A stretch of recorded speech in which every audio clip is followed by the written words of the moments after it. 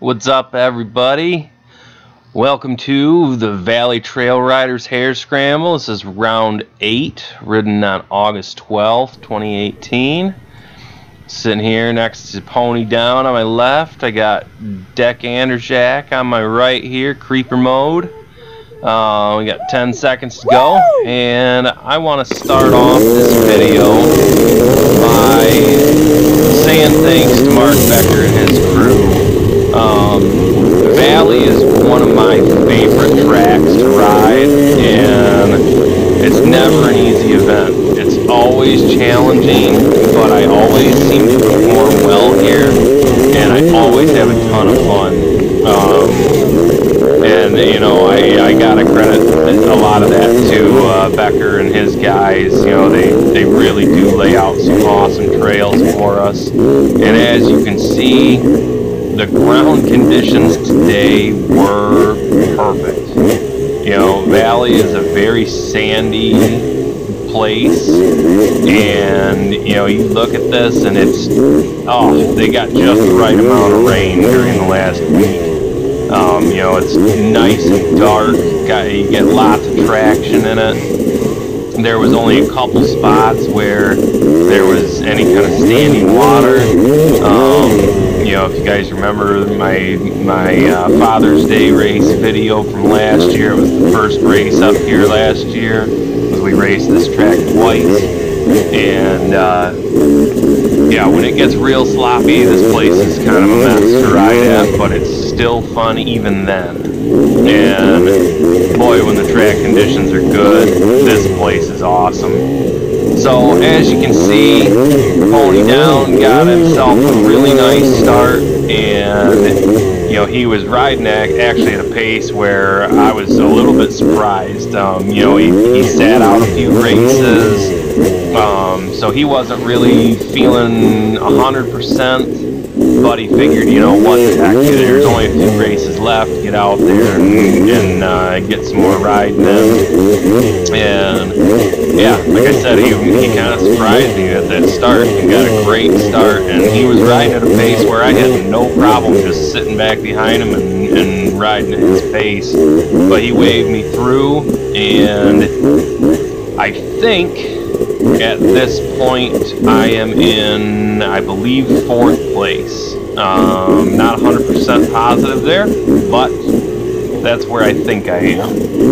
I know Dave got the whole shot, so he at least should have been in 1st place. I think I got 2 guys in between us here, so we're just gonna hunt them down. And you know, the very beginning of this track looked like it was going to be what Valley typically is, which is, you know, tight but not too tight. You know, it's mostly single track, but you got options. Now we're getting into a Becker special here. It really got tight here, and you know, normally I really hate tight tracks. So there's Dave right there in the second blue bike, 581. I'm gonna slip in behind him. I still think I'm in 4th place, but now I think we got 2 guys ahead of him. But no worries, we'll catch them. But yeah, like I was saying, I don't really typically like the tight woods stuff. But after running the Wicked Woodsman up in Cummins last week, there's not much that you can get that's a whole lot tighter than that. So riding this didn't really feel too bad. There were definitely a couple sections, and right there we got around one of the guys that was in front of us. So I think now we're running 2nd, 3rd, Dave and I think there's still one guy out there ahead of us. But yeah, there's still definitely a few sections in here where it got tight enough where you were mowing down saplings and stuff. But for the most part, I would say that this track was a little more open than the Wicked Woodsman race was. And so, I mean, it really allowed you to ride a little faster than maybe you would have if you hadn't just ridden that tight of a track. So it kind of worked in my favor. I know Dave is not usually a big fan of the tight wood stuff. He generally tends to gravitate more towards the stuff that's a little bit more open, a little bit more flowing. That's typically what I prefer. Any place where I can get a really good flow going through the woods and just basically set it on autopilot, you know, that's always a good time. It feels good, and you know, you might not be as fast as the fast guys, but if you can get into just a really nice rhythm, you know, it takes a whole lot less effort than really fighting the bike through the woods. So yeah, you know, that's definitely typically what I like a little bit more, but at the same time, I performed pretty well at the Wicked Woodsman race, and I usually perform well here. I did okay today. I think when I came through at the checkered, it had me listed in, I think, 11th place, which is pretty average for where I run here. This is the other guy that I think was in the C class, but I'm not positive because he didn't have a C on the side of his bike. So at least at this point, I think Dave and I are running first and second now. And I've got his number. I mean, I'm just waiting for a spot to get around him. And I even call him out on the camera. Yeah, I'm just buying my time. But, you know, at the end of the day, the tight stuff seems to work out okay for me, even though it doesn't, it's not what I want to ride. I always seem to do okay, and realistically, for the most part, right there, I've found my way around him, and I'm going to try and gap him a little bit.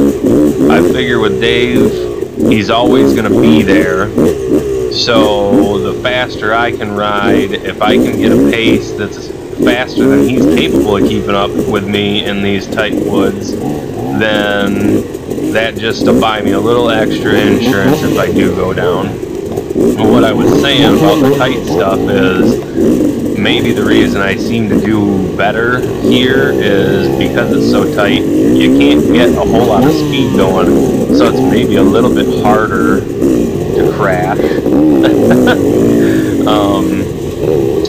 I think if you wait around at the end of this video, that theory may have been shot, but, you know, it's my theory, and I guess that's what I'm going to roll with.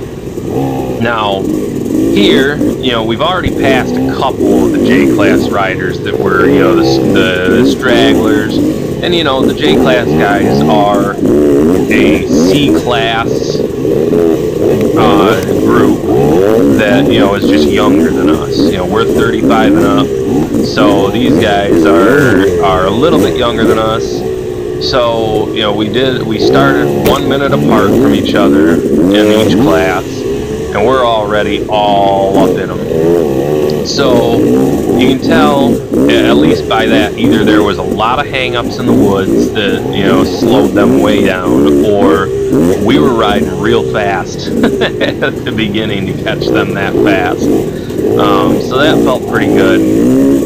Now, coming up here, there was a section that is going to be a section for debate and argument for quite some time, I'm sure. The issue is that we've only got a 30-minute window after the race to contest any issues. So, coming up here in about another minute and a half, we accidentally skip a section of the track. And as you can see, there's a lot of orange arrows out here. And Mark Becker told us before the race, make sure you're looking at the orange arrows. Don't look at the trail, blah, blah, blah, blah. Yeah. Well, you know, when you're in really tight racing like this, where, you know, it's just one person after another, you're just in a freight train, you tend to not look at the signage as much. And that's because realistically, I mean, you're all going the same direction, so it is what it is. Right there, I almost got around that kid, and he was not letting it happen. That was fine. Again, like I said, I don't think he was a C-class rider, so I'm not gonna fight with him about it. he can go ahead and lead me. I was not riding a whole lot faster than him anyways, so I got no problem just staying behind him. But again, this section, you know, with all this signage up here, it should have been kind of a clue that we maybe went the wrong way. But the section of trail that we rode that was unmarked was only unmarked for maybe 100 yards. It wasn't that far, so it was pretty easy. If this is the section right here, we should have turned left back there, and you know, we're just, this guy here is going, oh, something's up. Then we got another J-class rider right up here on the corner that's going, wait a minute. And right as I'm going past him, he turns around and says, we gotta go back that way. Well, that was too late. So as you saw right where I started to rewind, you know, there was an arrow there. So, okay, I mean, we're back on marked trail, right? Well, no. Now we're back in the third lap, I think this is. And, you know, we went straight through there, and there's a guy standing there telling us to turn right, or left, I mean. Okay. Well, if you look real close where he was telling us to turn, there's no signage there. There's nothing telling us we need to turn there. However, you know, maybe 20 feet before that, there was signage that kind of went off into the woods. I don't think I ever turned where we were supposed to. And looking at the trail, it was pretty unclear that anybody else did either. So, you know, I understand there was an issue brought up with people cutting the course. I think it's right, but something smells like cheeseburgers. I don't know if you heard that or not, but I'm pretty sure that the guy that just blew past me right before we went over that little section, his bike, I think it was his bike I was smelling. It could have actually been cheeseburgers, but something smelled like cheeseburgers out there. That was making me pretty hungry. Anyways, so you see this section here, and yes, there was about 5 minutes of trail that we accidentally did cut out of at least the first lap. Some of us picked up the right line on the second lap.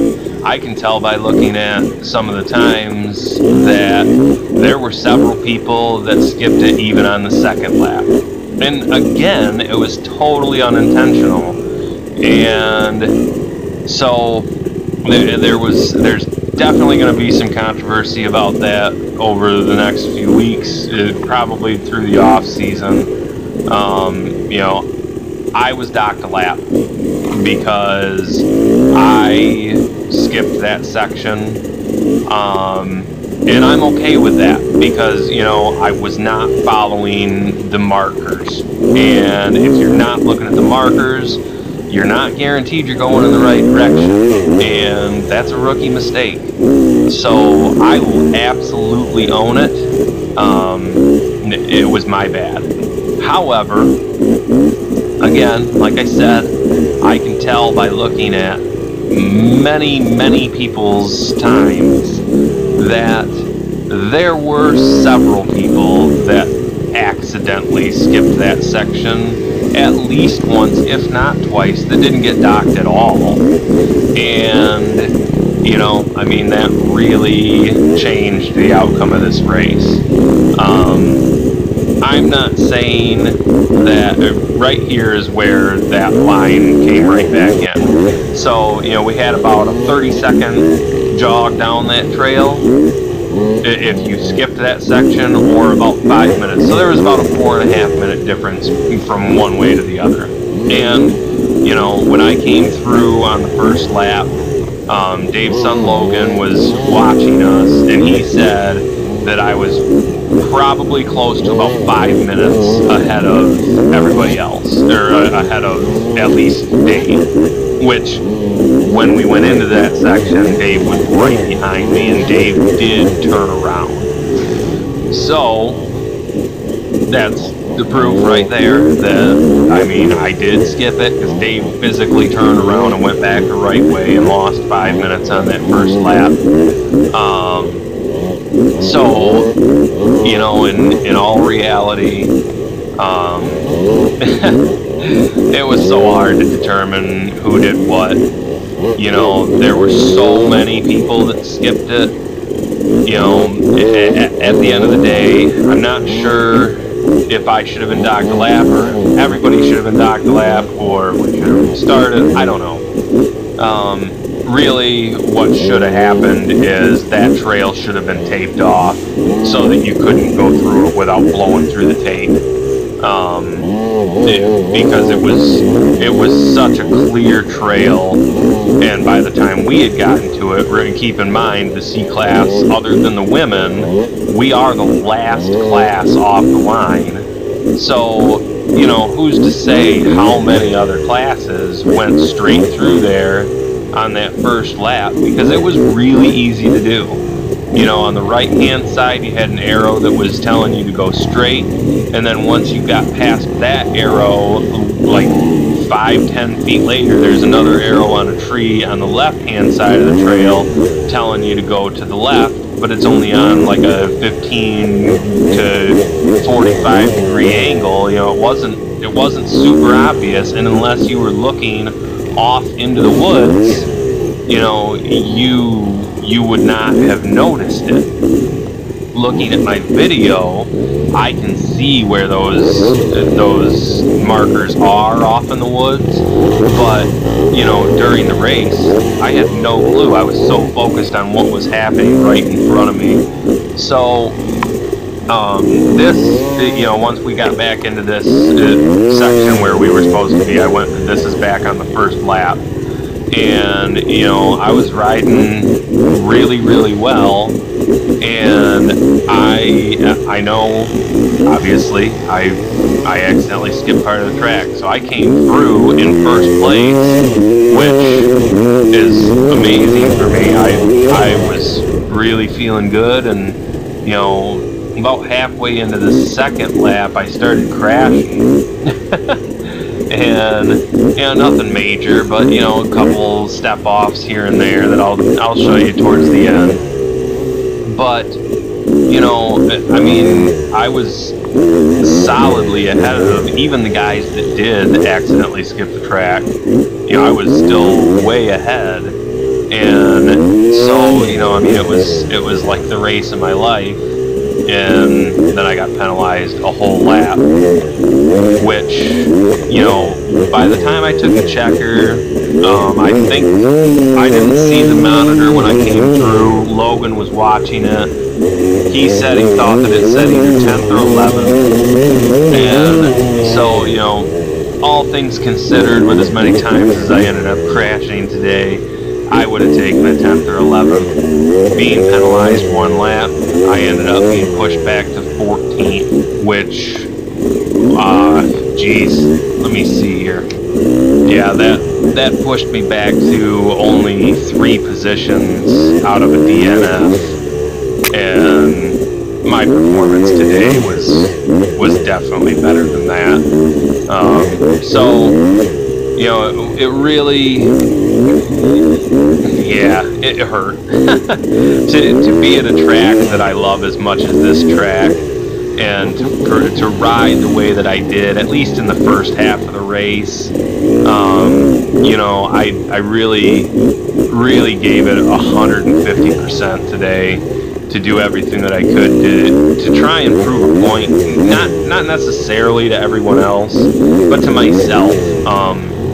You know, I've been feeling more and more like I am capable of running up in the top 5 in this class.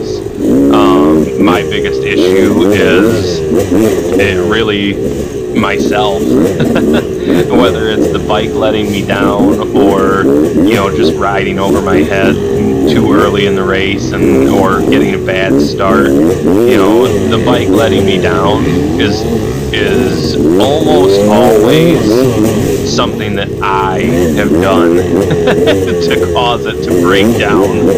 So, you know, this bike, it's a 2001.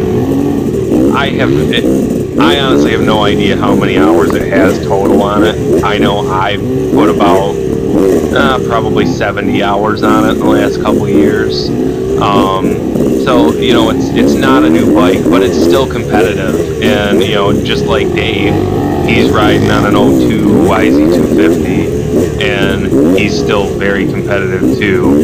And, you know, I kind of feel bad because, realistically, because Dave turned around, yeah, I think Dave ended up being given 6th place, and I honestly believe he probably is the one that should have won that race. But, you know, they were looking at times to determine who did or didn't skip the track, which, you know, is really all that they could do. And if you were within a minute or two of your times on every lap, they did not dock you a lap. So my problem was that on the second lap, I started falling, and I slowed down a little bit. And had I been able to ride faster on the second, third, fourth, and fifth laps, you know, they probably wouldn't have docked me a lap. But, you know, the second lap, I ended up running about a 30-minute lap, because I believe the first lap I ran about a 25-minute lap. So I ran a 25-minute lap, a 30-minute lap, then 2 34-minute laps with, you know, more stalling and crashing. And then my fourth lap, unfortunately, I didn't get any video footage of it because my camera had fallen off my helmet.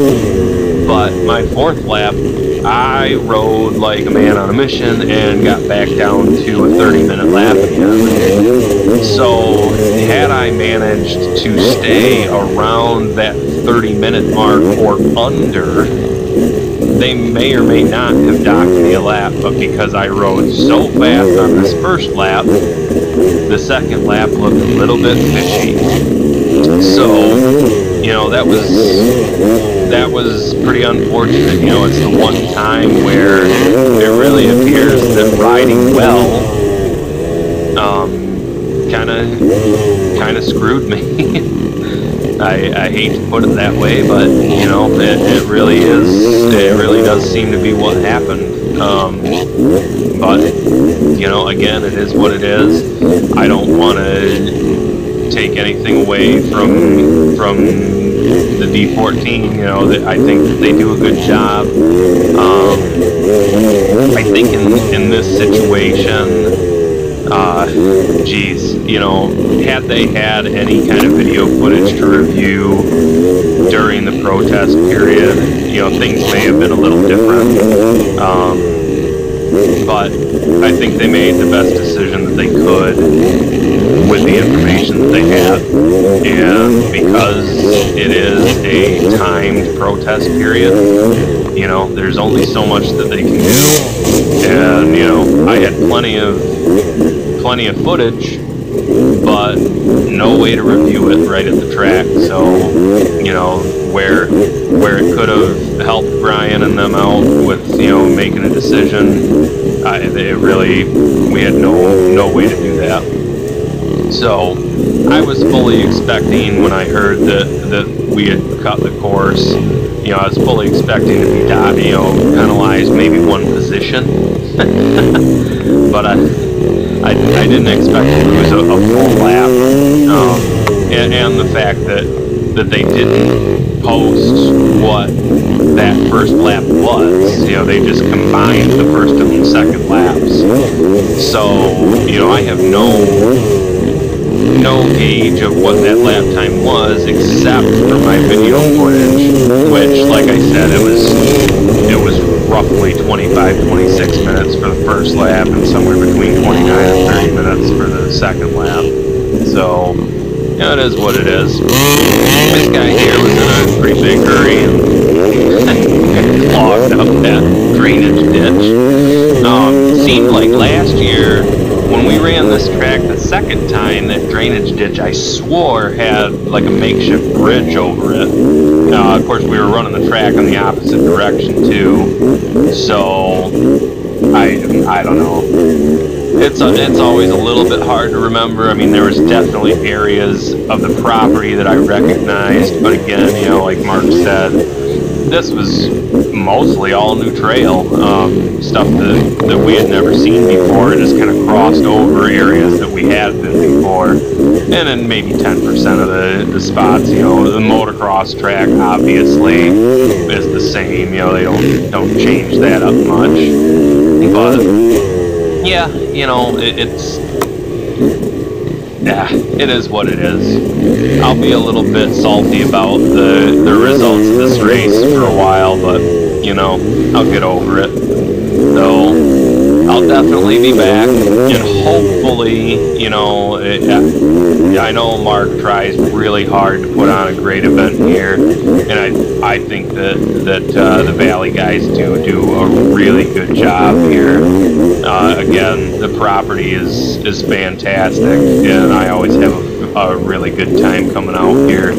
So I'll definitely be back. Hopefully they just kind of take that into consideration. You know, if we're on what is typically kind of a main beaten-in trail, to, you know, rope it off if there's a turn, because, yeah, it clearly was not evident to anyone, to most people, that we needed to turn there. Here, I should not have gone around those whoops, but that guy was stopped right in the middle, so, you know, I figured rather than running into him, I'll just go around him. It was the only time I did that, I swear. It was not an intentional shortcut. I have no problem going over the whoops, and there's another whoop section coming up here that I'll go over, so don't tear me apart for going to the right of it. So, again, you know, the second time we ran this track, you know, if you remember, if you watched it, we've got this giant tractor tire jump, and at least we were running the track backwards this time, so I couldn't forget about it, because this is the one right here where I hit that thing going about 50 miles an hour last year, and I swear I was about 30 feet in the air. That was scary. So, yeah, at least I didn't have to worry about that. Didn't have to worry about killing myself landing or anything goofy. But yeah, a lot of guys were, well, not a lot of guys. I think Pony Down was saying that he wants to propose a new rule for next year, and I'm not necessarily against it. That if we haven't ridden the track before, that anything with a motocross track, we have to run forward, because, you know, that motocross section was backwards from the way it typically runs. I'm actually totally okay with that proposal. My only thing with that is the argument that we ride Valley every year. if you don't know the motocross track by now, then you're never going to know it. Now, where Jeff's proposal would actually come in handy is, you know, for the new people that haven't run the motocross track before, you know, it would help them to only run it forward. Now, that being said, you know, that rule would only work the way that I think Jeff intends if it's, you know, run multiple times in a year, and at least from this year, it looks like they're making an effort to only run a track one time, where, you know, typically we would run Valley twice, we would run Portland twice, we would run Plymouth twice. All three of those tracks we only ran one time. Okay, so that is the first lap in full, well, basically in full. Right here, I'm just trying to get around that guy. There's a tree stump there, lost my footing, went down, you know, good stuff. You can see the tree stump there that stopped me. That was fun, and of course, you know, it's on a super tight corner, so there's guy after guy trying to get through there. That kid's still trying to get out. That was a mess. Right here, not sure what I hit. There had to have been a root or something there, because the front end just tucked, and, well, at least it was a fast recovery. This, I just rolled over the top of that sandy berm. You know, evidently the top of it was just really soft and just swallowed my front tire up. Now they're just tip it over. Now, right here, I try and let this guy go to the inside of me, try and go, and fall over. Story of my life, you know, you try and let some of the fast guys go, and even if they don't affect you in any way, somehow you always end up falling. It's terrible. Now, right here, I had to mute this out because that guy in the black jersey, I gave him plenty of time and as much room as I could, and right as I was coming up to that tree stump, he hit my bars and knocked me over. And of course, I'm on a downhill slope going towards a ravine, so I can hardly even get back on the bike. I had to mute that out because I really cussed that guy out. Right there, went over a couple tree roots. The faster, more experienced young man in front of me was able to keep it up on two wheels even though he was struggling. I hit the brakes and went down. Here, I'm not sure what happened. I got stuck in a muddy spot or something. My foot got wedged between a downed tree and the bike. My helmet cam came off my helmet. And I got... oh, where is it? Right there. I ended up riding the whole rest of the race with that tree wedged in my spokes from that fall. I did not know that it was there. But anyway, I hope that you guys enjoyed this video. I hope I didn't complain too much. And I hope that you guys all come out to Polka Dots. Thanks for watching. Like and subscribe if you want. And hopefully we'll see y'all soon.